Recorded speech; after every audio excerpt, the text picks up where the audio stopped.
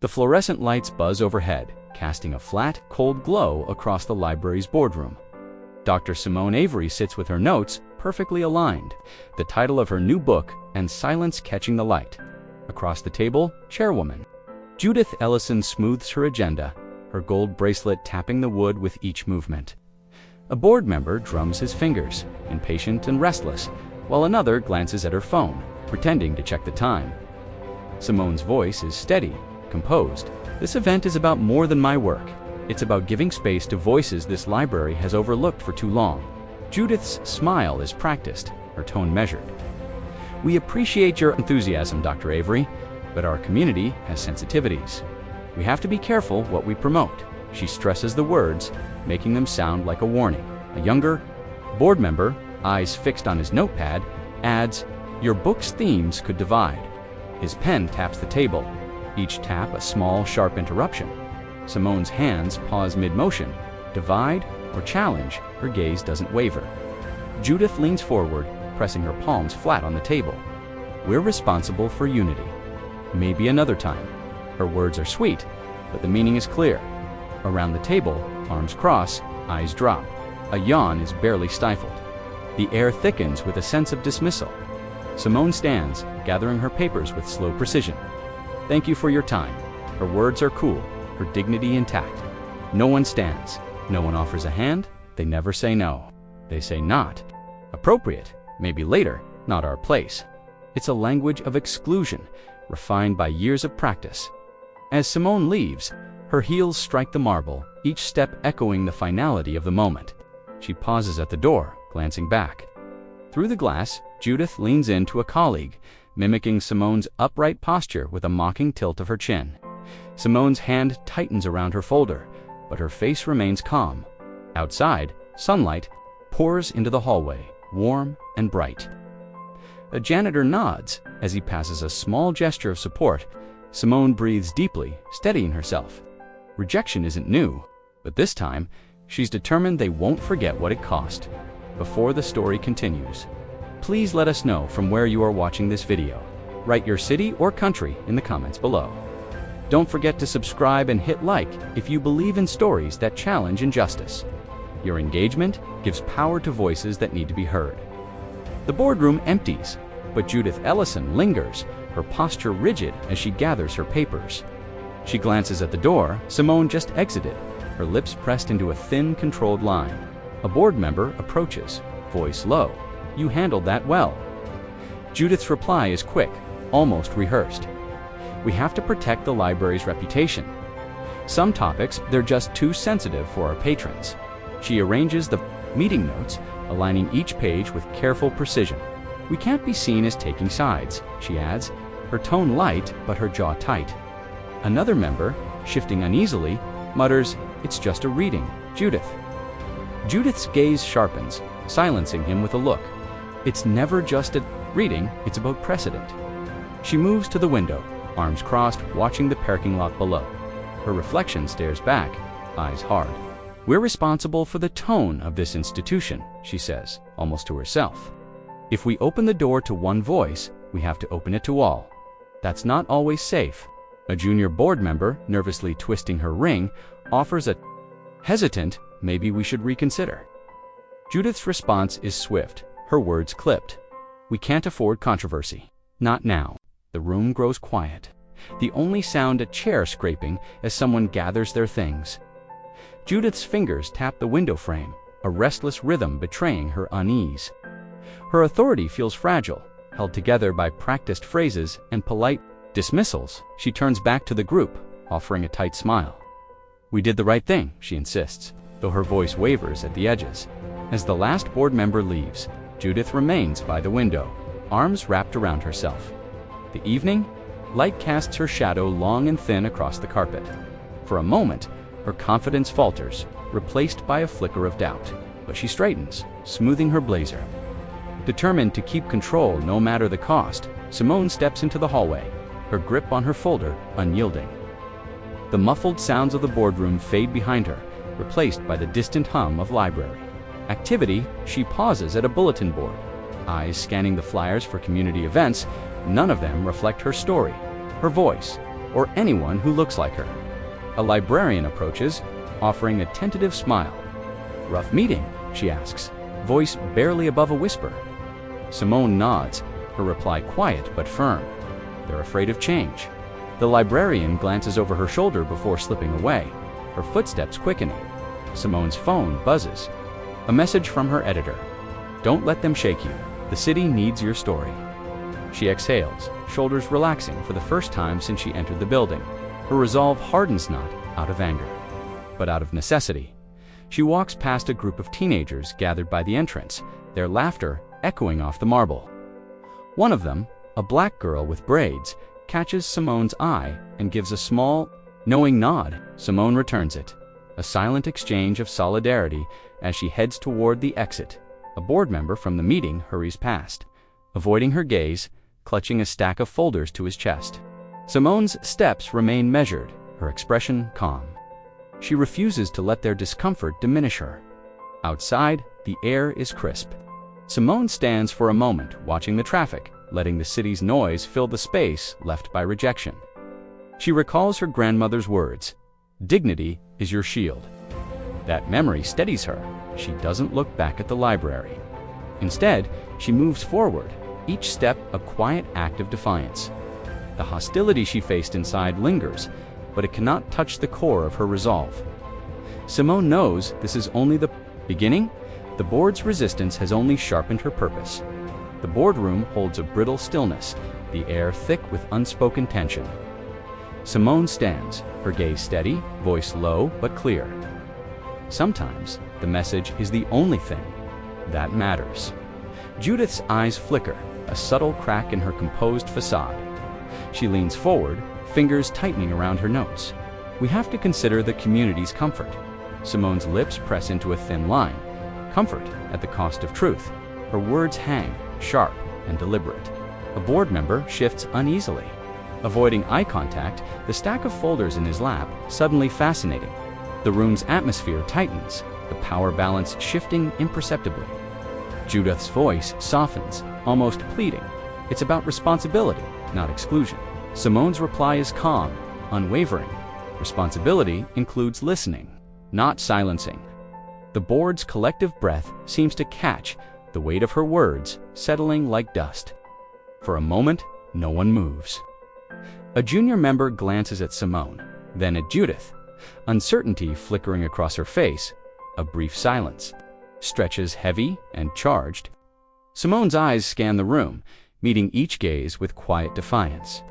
The old order feels suddenly vulnerable, exposed. Judith's jaw tightens, her fingers twitching. The veneer of control begins to crumble, the first visible fracture in the board's united front. A clock ticks in the background, marking the shift. Simone steps back, the room still vibrating with the echo of her words. The energy has shifted. The board's dismissal no longer feels certain. Even the most resistant members sense it, their posture less rigid, their certainty shaken. The meeting continues, but the dynamic has changed. The quiet power of truth has unsettled the old order, leaving a lingering tension that promises reckoning. As Simone sits, the board glances among themselves, each one feeling the ground shift beneath them, subtle but irreversible. The meeting room empties slowly, the sound of footsteps fading into a heavy quiet. Simone stands at the threshold, her hand resting on the doorframe through the glass panel. Her eyes meet Judith's, no smile, no acknowledgement, just a steady, unyielding gaze that carries the weight of everything unsaid. Edge until her knuckles pale. The practiced composure she wore minutes earlier now feels brittle, the air in the room pressing down on her chest. She glances away, shoulders stiff, as if the walls themselves have closed in. A senior board member gathers his papers with shaking, hands casting a nervous glance at Judith before hurrying out. Simone steps into the hallway, the building's ventilation humming softly above her head. She draws a slow breath, the memory of the exchange replaying in her mind the words that shifted the room, the subtle cracks in the board's united front. This was never just a meeting. It was the first tremor of something larger. A janitor wheels his cart by, pausing for a moment. He offers Simone a brief nod, his eyes warm with quiet support. She returns it, her posture relaxing just a fraction. In that fleeting connection, the weight of isolation lifts. replaced by a sense of shared purpose. Outside, the sky has darkened, clouds gathering low and heavy. The library's glass doors reflect the world beyond, the air thick with anticipation. The calm is deceptive. Beneath it, unrest simmers, ready to break. Simone's gaze shifts to the horizon, her jaw set, determination flickering in her eyes. The storm is unseen, but its presence is unmistakable. Change is coming, and she will meet it head-on as she leaves. The boardroom's chill lingers behind her, but the energy has shifted. What was dismissed as routine now feels like the beginning of a reckoning. The storm is coming, and this time she's not alone. The filing cabinet groans open, its drawer sticking before sliding free.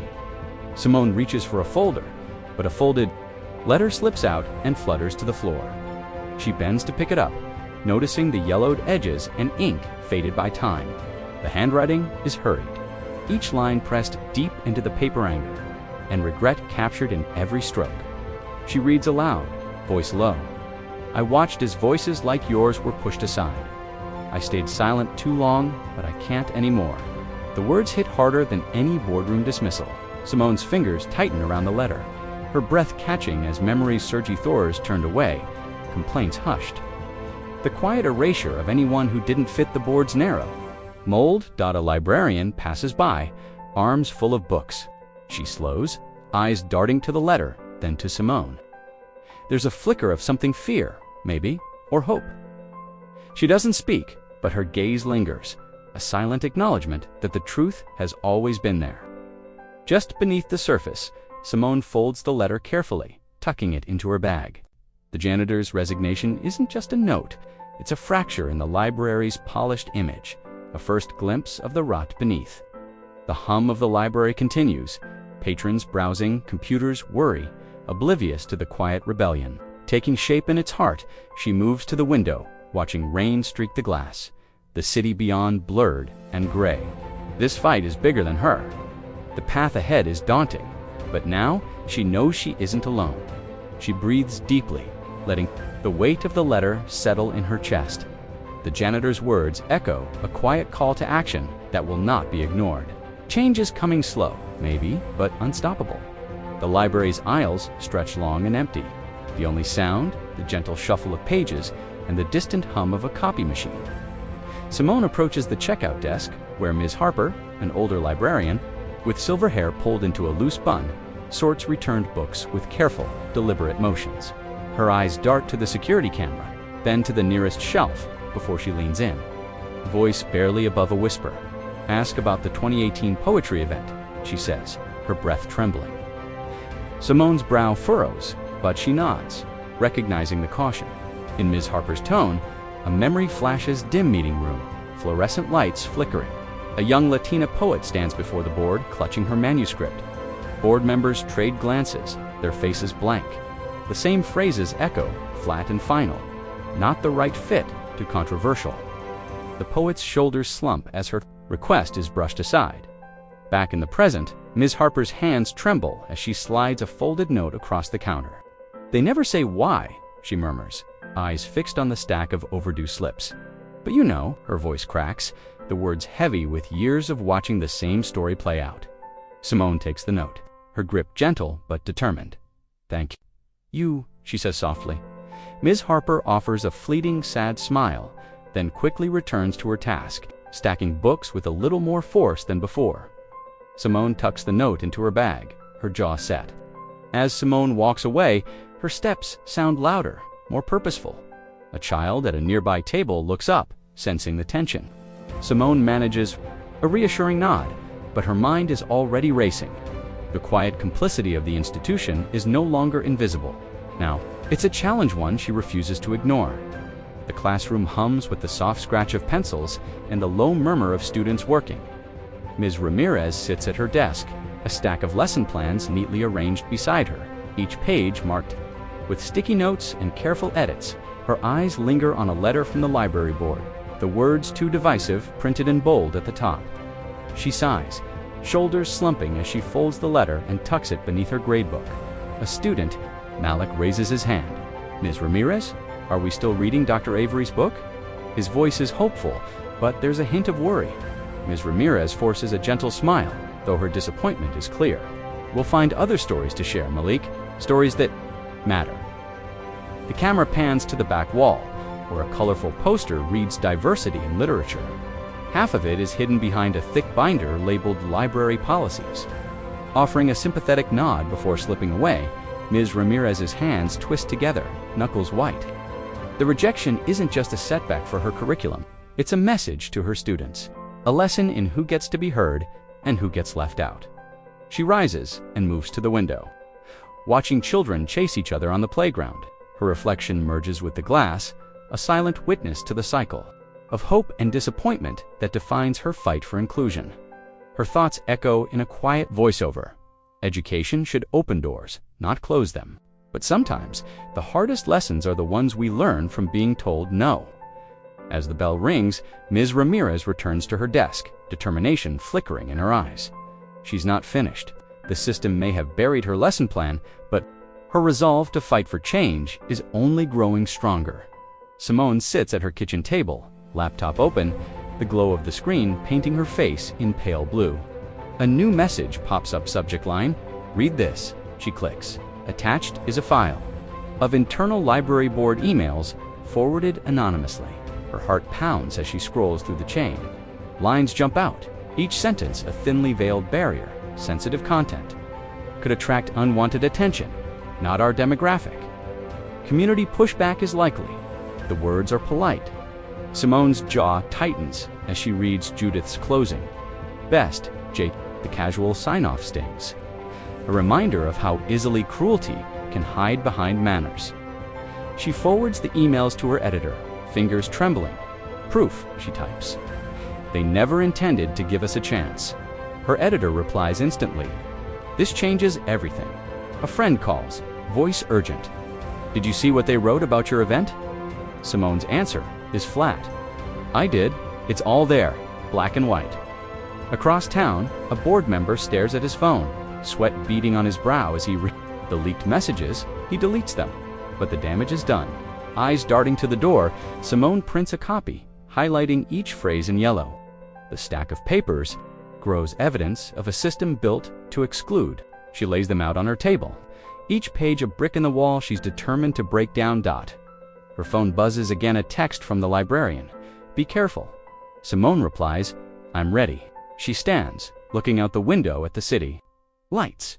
The coded language is exposed now, no longer hidden in shadows. For the first time, the board's power feels fragile. Simone knows the fight ahead will be public, and she's prepared to meet it head-on late at night. Simone receives a message with a video link, no sender, just the subject. Watch. She hesitates, then clicks. The footage is grainy. The library's staff lounge caught in black and white. Board members gather around a table, coffee cups in hand. Their voices muffled, but their gestures unmistakable. Judith leans back, lips curled in a tight smile. One member raises an eyebrow, crossing his arms as if to say, who does she think she is? Another, younger, looks away, discomfort. Flickering across his face, a third member, emboldened by the group, says, she really thought we'd let her take over the room. Judith laughs, the sound sharp. Let her have her little protest. It'll blow over. The group chuckles, the mood light. Oblivious to the camera's unblinking eye, Simone's hand tightens around her phone as she watches. The laughter is casual, careless wounds delivered with a smile. She replays the video, noticing the small details, the way one member fidgets with his mug, the way another glances at the door, uneasy. Even in their comfort, cracks show. She forwards the footage to her editor, adding only, they think no one sees. The reply is instant. The world will. The next morning, the video spread online. Comments pour in outrage, disbelief, solidarity. They think they're untouchable, someone writes, but we're watching now. Judith sees the video on her phone, color draining from her face. She closes her office door, the laughter from the night before echoing in her mind, now twisted into something ugly and exposed. Simone sits at her kitchen table, the early light warming her face. She feels the shift. What was hidden is now public. The board's fortress is crumbling, one careless laugh at a time. The glow of a laptop screen illuminates a small, cluttered bedroom. Tyler. A black teenager with a determined gaze types furiously. His blog post, titled "Why Dr. Avery's Book Scares Them," is almost complete. Notifications ping softly as his words begin to spread. Tyler pauses, rereading a line. They fear the stories that challenge their comfort, but we need to hear them. His mother knocks gently on the door, voice warm but cautious. "You okay, Tyler?" He nods without looking up. "This is bigger than me." Across town, the blog post goes viral. Screens flash with shares and comments. "This happened at our library too. Finally, someone speaks the truth. We stand with Dr. Avery." Simone reads the post in a cafe, her eyes misting. A barista places a coffee beside her, offering a supportive smile. Simone's fingers hover over her phone, replying to messages of encouragement and outrage. The scene shifts to a group of young activists organizing a peaceful rally outside the library. Chalk messages bloom on the steps. #LetHerSpeak, #Voices on her back.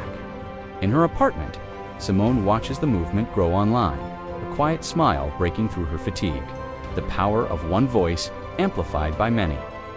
The camera lingers on Tyler's blog title, glowing on the screen a beacon of change.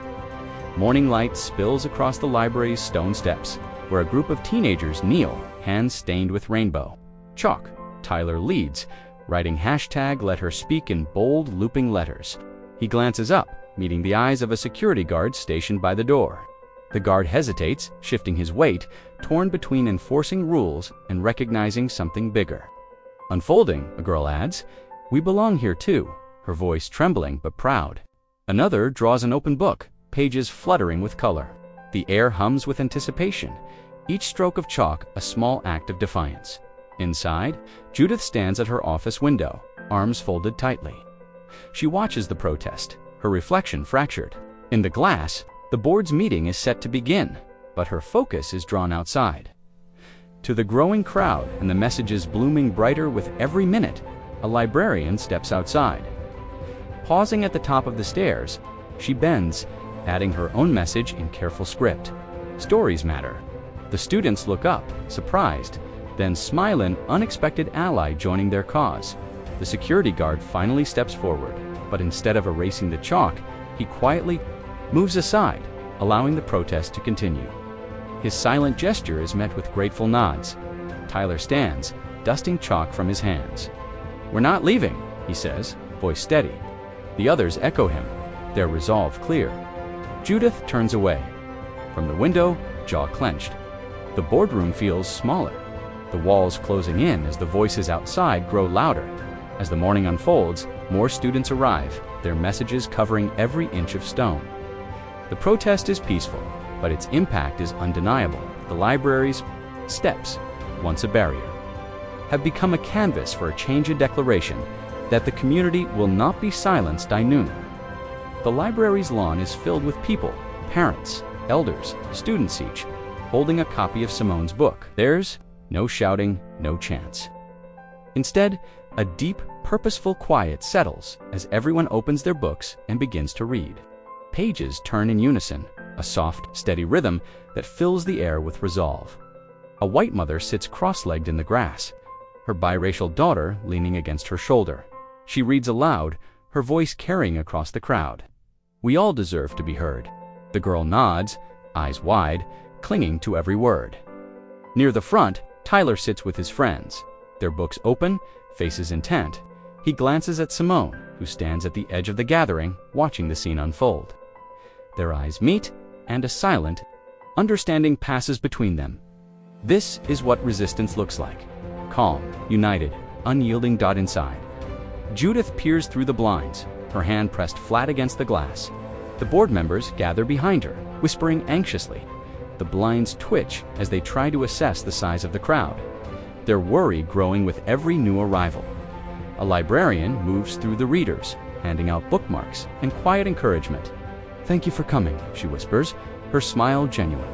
An older man, once skeptical, sits near the back, reading in silence. His presence a quiet apology. The community read-in stretches into the afternoon.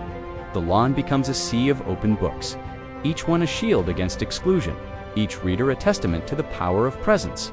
The library, once a gatekeeper, now stands surrounded by voices it tried to keep out. As the sun dips lower, Simone closes her book, her heart full.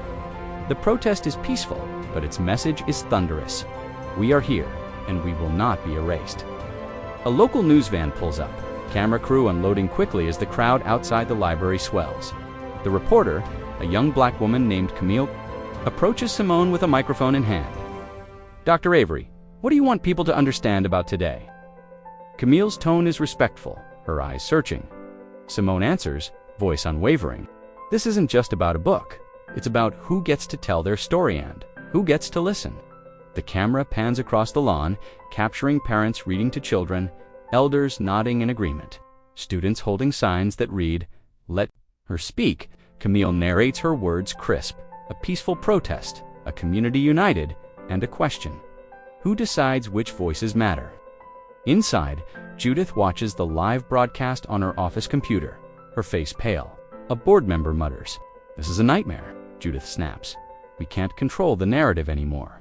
Her hand trembles as she closes the laptop. Outside, Camille interviews Tyler, who stands with his friends. "Why are you here?" she asks. Tyler glances at Simone, then back at the camera. "Because we're tired of being told to wait our turn. Our stories matter now." The segment airs that evening, juxtaposed with clips of the leaked boardroom footage. Viewers flood the station's website with comments. "Fire the board. I see myself in her words." The news anchor closes the story with a pointed line. Sometimes the loudest protest is the one that doesn't need to shout. Simone sits with her family, watching the broadcast in silence. Her mother squeezes her hand, pride and relief mingling in her eyes. The camera lingers on the library's front doors. Now surrounded by readers, the building no longer a fortress but a backdrop for change. The story has gone public, and the system's walls are starting to crumble. The boardroom feels smaller than ever, the air thick with unease. Judith paces behind her chair, papers clutched so tightly they crumple at the edges. "We need to get ahead of this," she says, voice strained. "The media is everywhere. We're losing control." A senior board member, Mr. Caldwell, wipes sweat from his brow. The emails, the video, the news, how do we explain any of it? His voice quivers. The usual confidence, gone. Ms. Patel, the youngest on the board, glances at the vase of white lilies sitting in the center of the tabula gift from Simone's supporters. The petals have started to wilt. She reaches out, touching one gently, her face troubled.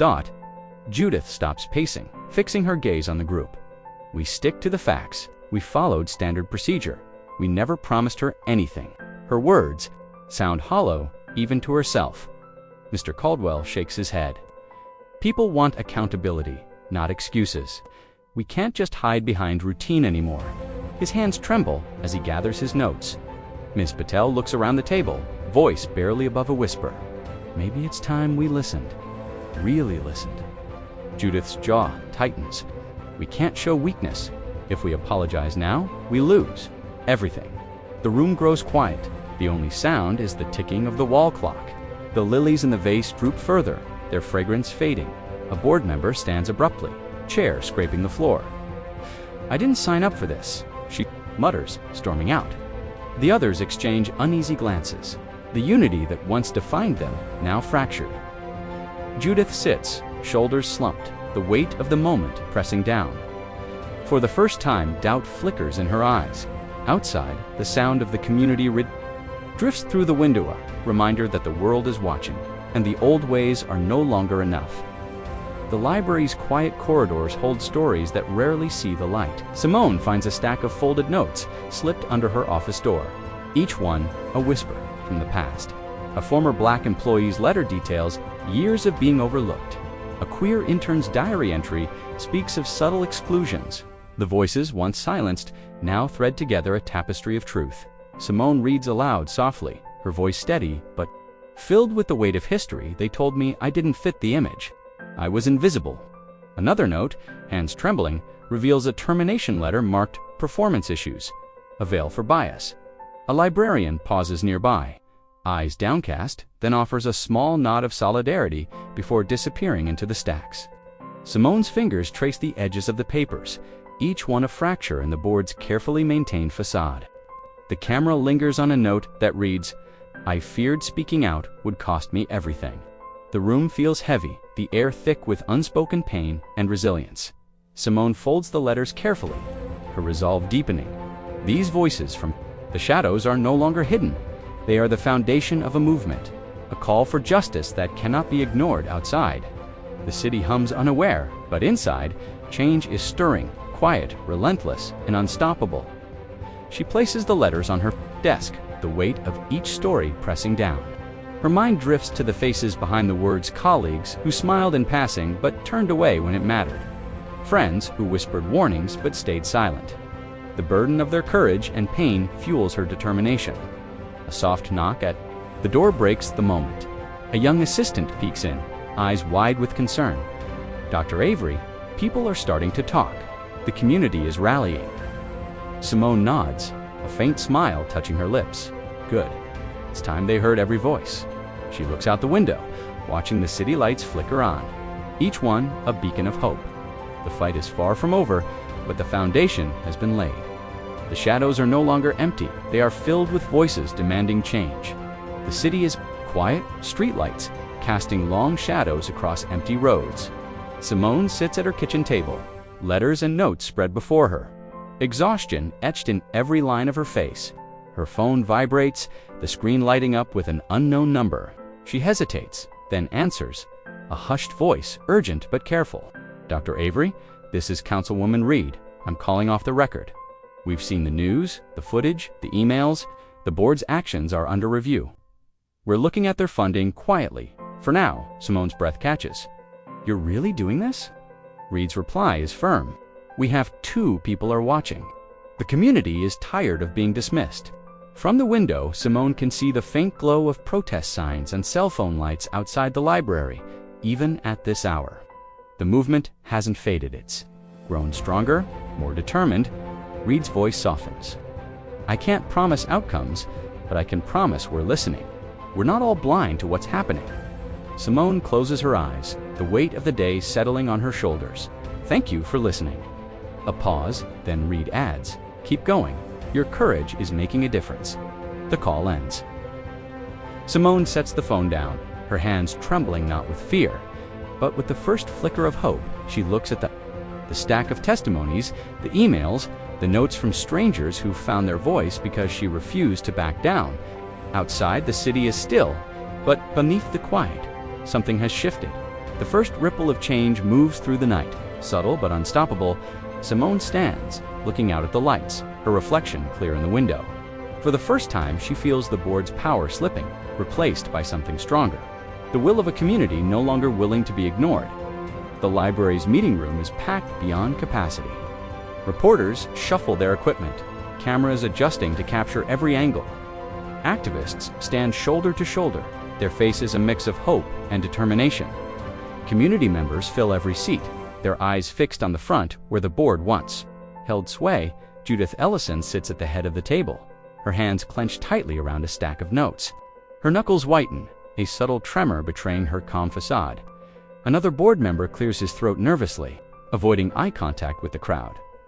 Simone Avery sits poised, her Pulitzer-winning book displayed prominently beside her.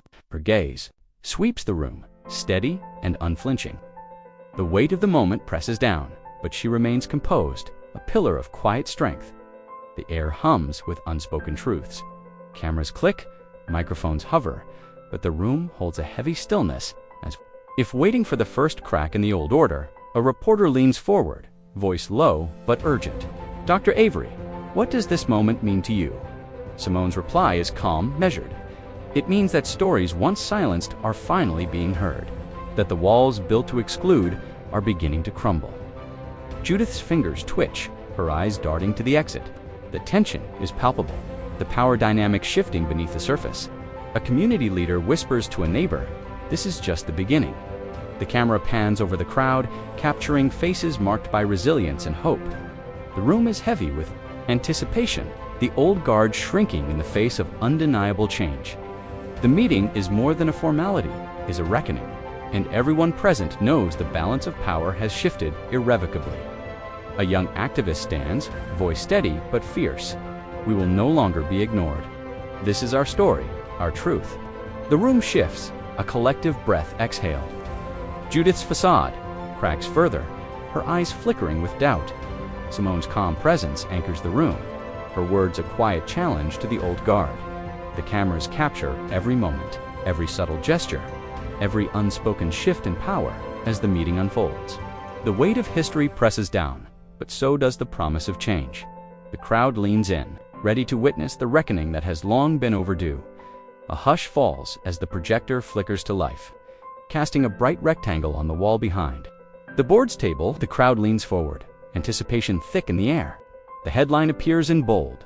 Dr. Simone Avery wins Pulitzer Prize for Literature. Her photo fills the screen, smiling, dignified, undeniable. For a heartbeat, the room is frozen. Reporters lower their microphones. Activists exchange stunned glances, and even the board members are caught off guard. Judith's forced smile falters, her lips parting in disbelief. Her hand tightens around the gavel, knuckles pale.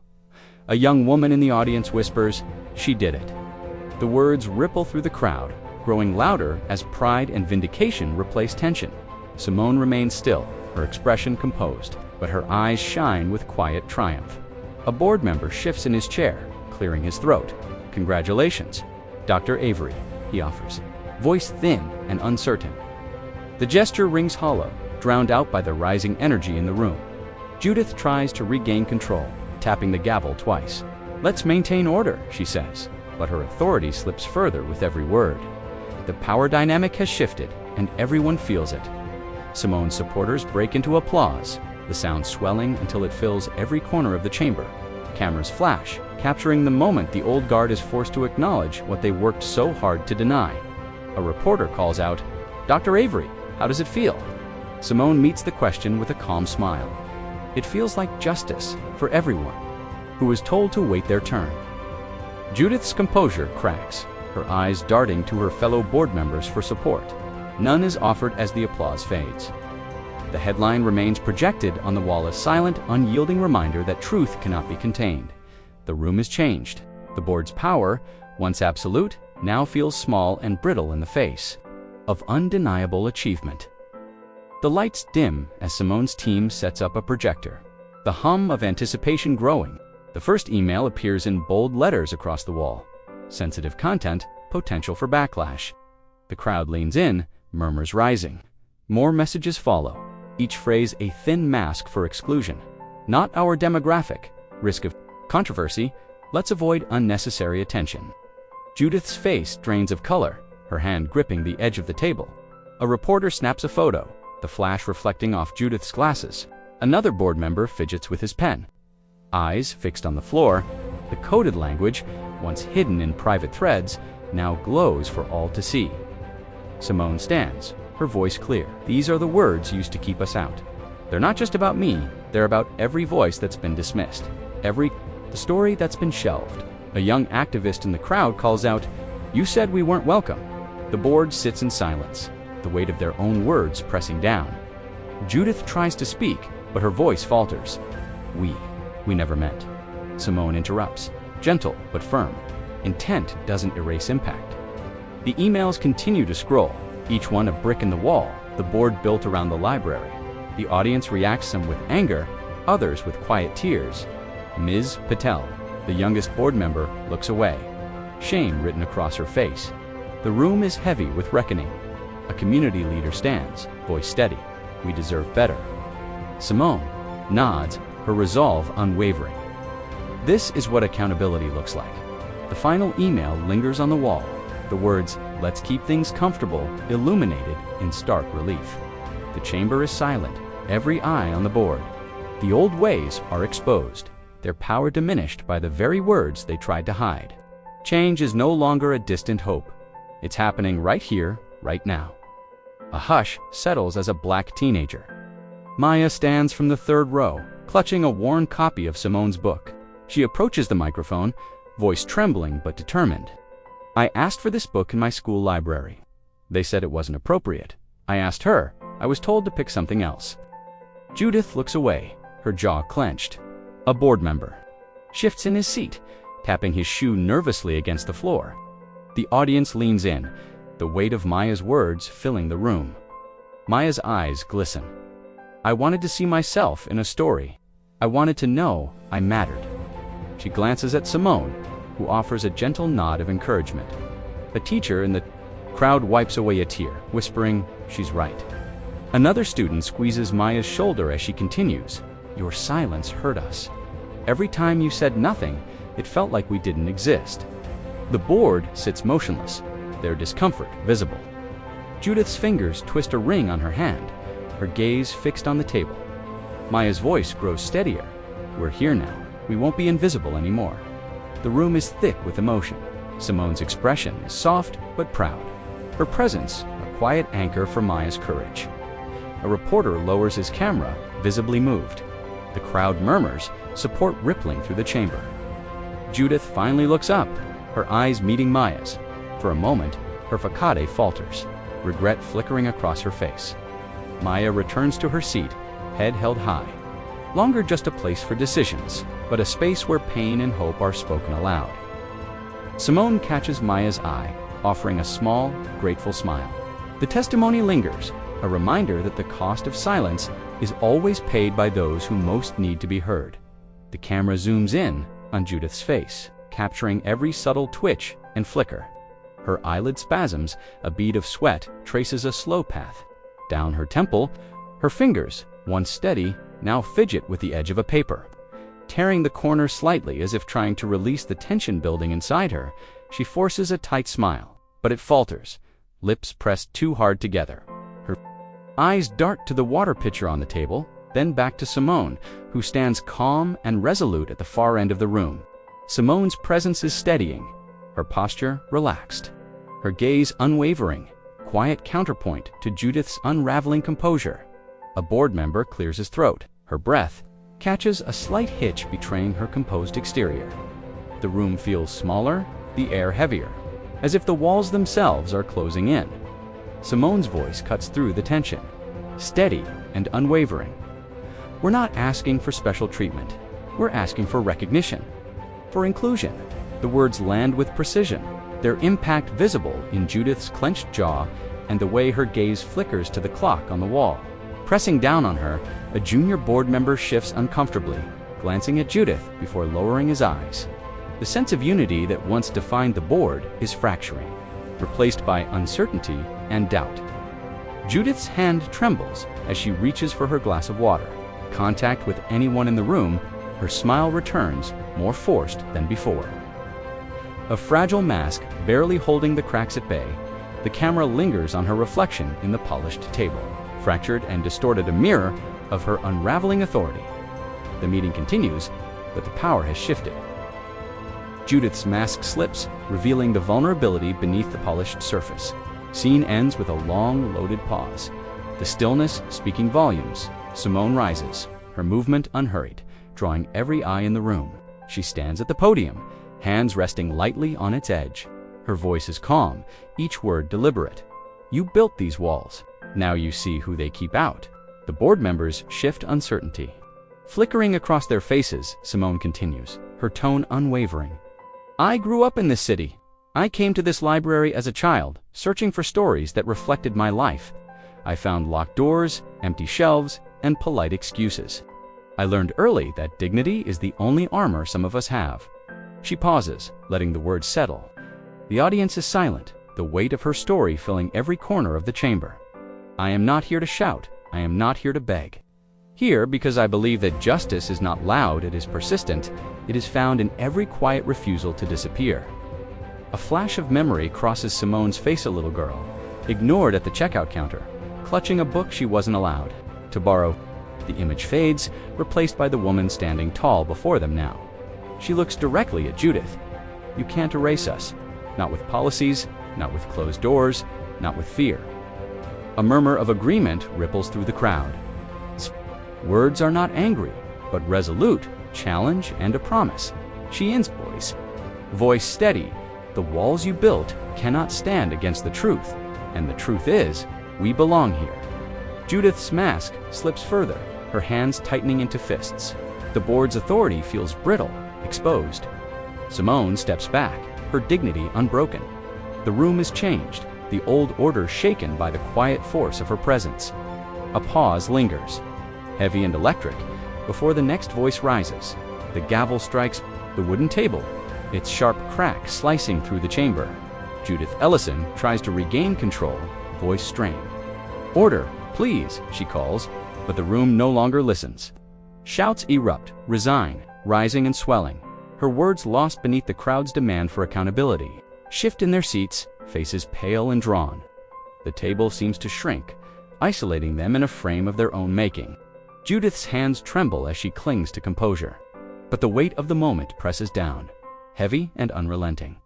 Simone stands tall, her calm presence a stark contrast to the chaos. Her eyes meet those of the board, steady and unyielding.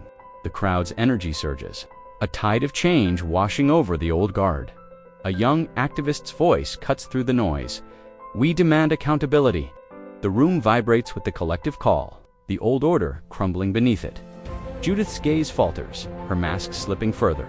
The gavel's final sound is hollow, a symbol of authority lost, fragile and exposed. The meeting dissolves into murmurs and footsteps, the crowd's resolve unbroken. Simone's quiet victory is sealed not with a shout, but with the weight of undeniable truth.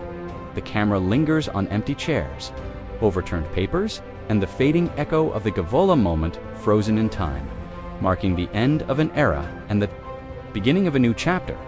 The room holds its breath, tension thick as Judith's voice falters. She tries again, softer this time, but the crowd's chants grow louder, drowning her out. The weight of years of exclusion crashes down in this moment of reckoning. Simone's eyes scan the faces before her, each one a testament to resilience and hope. The old guard's grip slips further, their authority unraveling with every passing second. A board member's chair scrapes loudly as he stands, his resignation unspoken but understood. The atmosphere shifts, the power dynamic tipping irrevocably outside. The city's pulse quickens, the news spreading like wildfire. The library's doors, once closed tight, now seem to open wider, welcoming a future shaped by voices long ignored. The gavel's echo fades, replaced by the rising chorus of change. The chapter closes on a scene of quiet triumph, the promise of justice carried forward by those who refuse to be silenced. As the meeting unravels, a supporter from the crowd steps forward, placing a single white lily on the board's table. The flower stands out pure, delicate, and impossible to ignore against the clutter of notes and abandoned agendas. Judith's gaze locks onto it, her hand hovering above the petals, but never daring to touch. The room falls into a tense hush. The lily, once a symbol of goodwill, now feels like a silent accusation. Its presence is a stark reminder of the board's promises: purity, fairness, inclusion. Now, exposed as hollow, Judith's fingers curl inward, knuckles paling as she struggles to maintain composure. A board member whispers, "What does it mean?" Another replies, voice barely audible, "It means we failed." The crowd watches, their eyes drawn to the flower. Simone stands at the edge of the room, her expression unreadable. The gesture is not lost on her. She recognizes the power of symbols, the way a single bloom can speak louder than 1,000 words.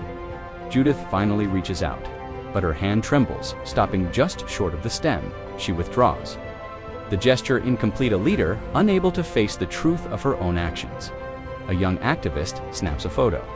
The image, destined to circulate online, the white lily, untouched, surrounded by the remnants of authority. Legacy, captured in a single damning frame. The meeting resumes, but the air is different, now charged, unsettled. The lily remains at the center, a quiet witness to the board's unraveling. Simone glances at the flower, then at Judith, her eyes steady. The message is clear. Innocence claimed is not innocence earned. The crowd begins to disperse, but the memory of the lily lingers. It is a gift, an accusation, and a promise that the community will not forget as the doors close. The flower stands alone, its petals bright against the fading light, a symbol of what was lost and what must never be repeated. With tension, as Simone turns away from the board, her steps deliberate and steady. The crowd parts silently, a river of faces watching her exit. Judith's whispered plea, "Wait," is swallowed by the shuffle of feet and the click of cameras, capturing every moment. Board members remain frozen, their empty chairs a stark symbol of lost authority. The air feels heavy, charged with the quiet power of surrender. Simone's head is held high, her dignity unshaken. As she walks into a future shaped by resilience, the door closes softly behind her, the sound echoing like a final verdict. The room holds its breath, the weight of history pressing down, but also the promise of change rising. Outside, the city hums with life. Unaware of the seismic shift within these walls, the old order has fallen, not with a roar, but with a quiet, undeniable power. A young activist steps forward, voice low but clear. This is just the beginning. The camera lingers on Simone's retreating figure, a silhouette against the light, a beacon for those who will follow. The scene fades on the empty boardroom, the echoes of footsteps replaced by the steady heartbeat of a community awakened. But the story doesn't end here. Outside, the crowd swells, voices rising in quiet determination. Signs held high, hands joined in solidarity, the community claims its space. The library's steps, once a barrier, now a stage for change. Judith stands alone, the weight of the moment settling on her shoulders. To her unraveling control, the power she wielded feels distant. Just begun, the camera pulls back, capturing the city skyline at dusk, lights flickering on one by one. The night holds a quiet promise of future, shaped by voices once silenced.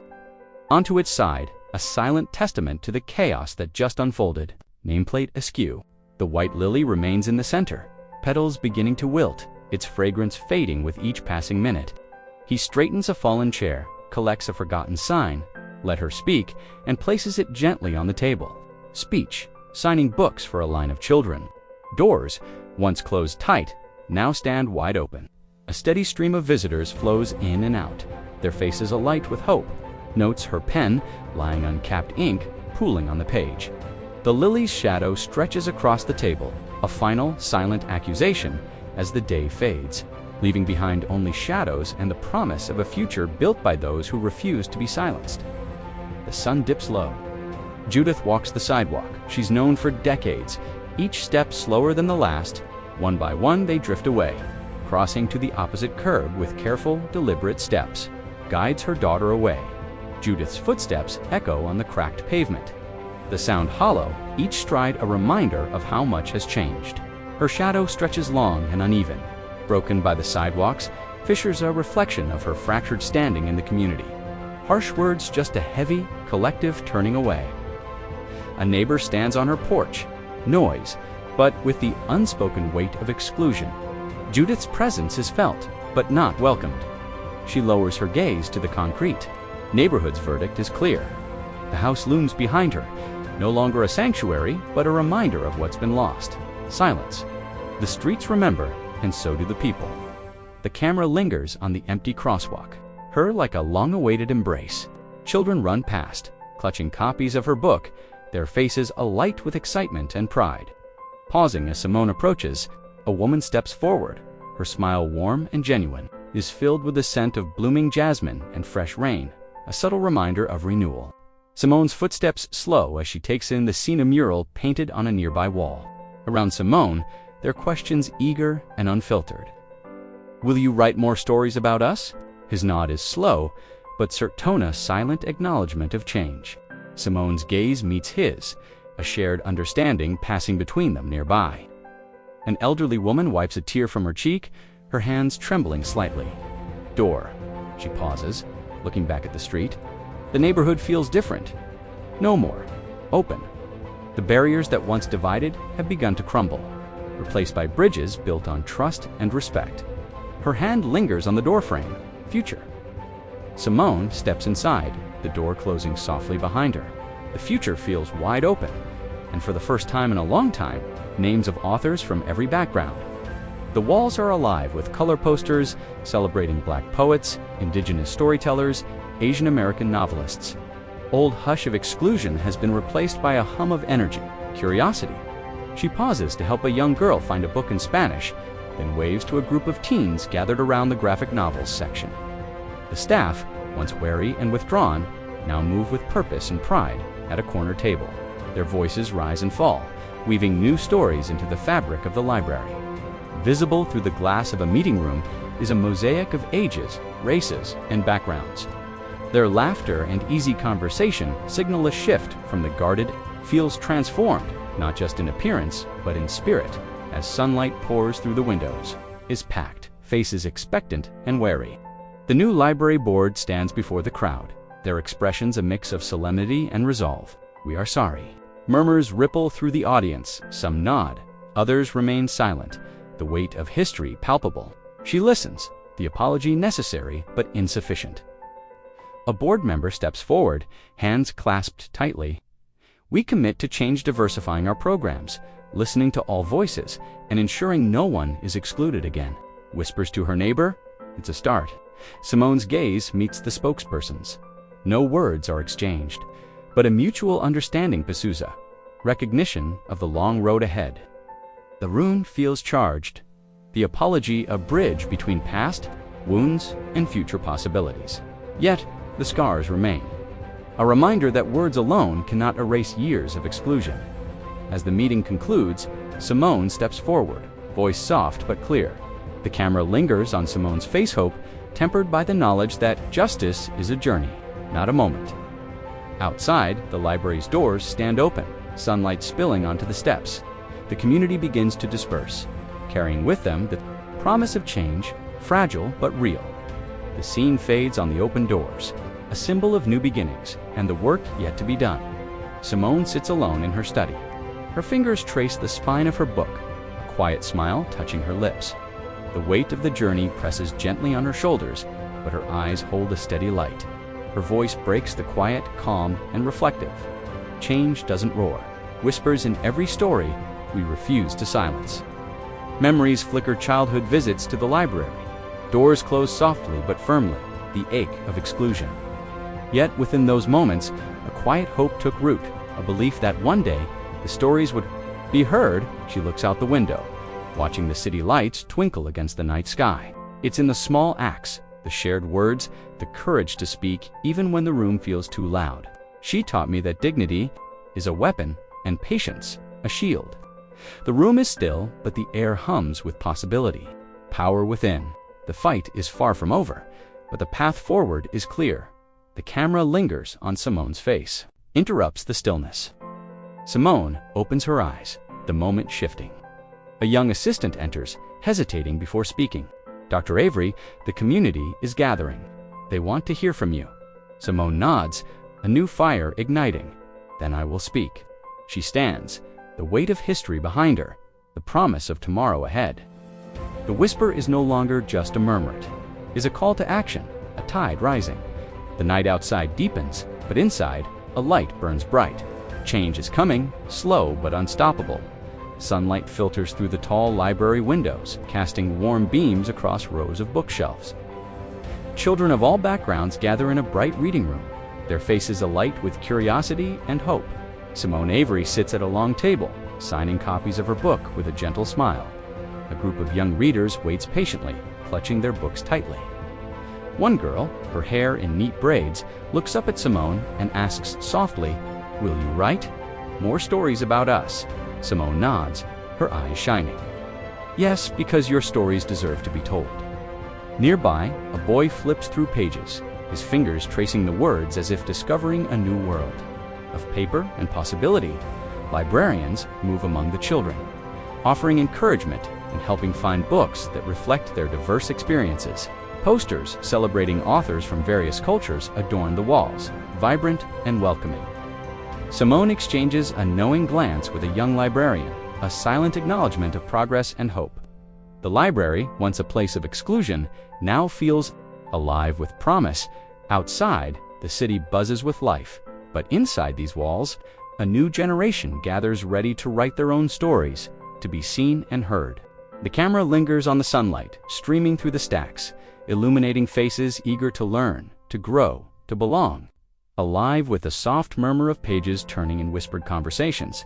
A young boy, clutching a well-worn copy of Simone's book, looks up at a librarian and asks, "Why didn't we see stories like this before?" The librarian kneels, her voice gentle. "Now, this place belongs to everyone." A group of teenagers gathers around a table, sharing stories and laughter. One girl sketches a mural idea inspired by the books they've read, her eyes bright with possibility. Simone watches from a distance, her heart swelling with quiet pride. She remembers the long ... The library doors stand wide open, sunlight spilling. Onto the steps where Simone pauses, her gaze lifts to the glass facade, where Judith watches from inside, her figure framed by shadows and fading light. Their eyes meet Simone's steady and full of quiet triumph. Judith's, heavy with humbled recognition, the air between them is thick with unspoken history. Simone's lips curve into a soft, knowing smile. A silent acknowledgement of the journey traveled and the battles won. The library, once a fortress of exclusion, now glows with warmth and possibility. A beacon for voices long silenced. Children's laughter drifts from inside, mingling with the rustle of pages and the soft murmur of stories being shared. Simone steps forward, the light catching her face, illuminating the strength and hope that have carried her through. The old shadows of prejudice and denial are fading, replaced by the new light of inclusion and understanding. The camera pulls back slowly, capturing the contrast of bright, open library and the solitary figure within. The story closes on this fragile balance, a moment suspended between past and future, loss and hope. A final breath is drawn, the quiet power of change palpable in the air. Firm seal on a chapter ended and a new one begun. The scene fades to black, the promise of tomorrow glowing softly in the darkness.